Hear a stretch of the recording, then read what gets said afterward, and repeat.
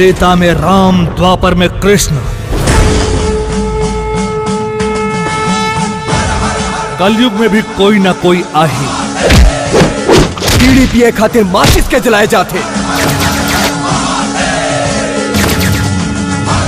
आज तो ऐसे धमाका हुई, ऐसे धमाका हुई, ना तो गुंजा रही ठोकर गूंज।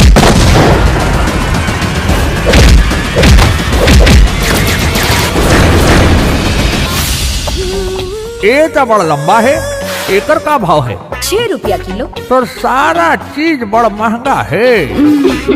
ते मोला यहाँ से कहीं दूर भगा के ले चल। आई लव यू रामा। तड़पन भी तोर नाव के, बन के दिल रानी, धक धक कर रहते, हाँ हाँ कर रहते। नदी किनारे सांप है, गुंजा ठाकुर सबके बाप है। ये बात पे जश्न होए के चाहिए। एक नहीं दो नहीं हजार सैया, एक नहीं दो नहीं हजार सैया, मोरे पीछे घूमे हो, आई ओल्टेज के मैं गोरी, तोरे पीछे पड़े हाँ। यहाँ जो भी क्रिमिनल्स हैं, उन पे आप फौरन शिकंजा कसे। रोज चना के झाड़ में चढ़ा के उतार देथस, सुबह ड्यूटी जाने है कह के रात में सुला देथस।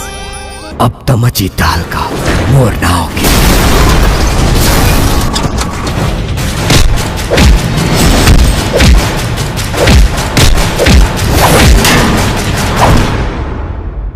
अब मोला मोरसिया से कोई जुदा न कर पाता। चाहे तकिया न चाहे रजैया, नहीं चाहे तकिया, गमछा बिछा के खटिया में हो, मजा दे हूँ हौले हौले।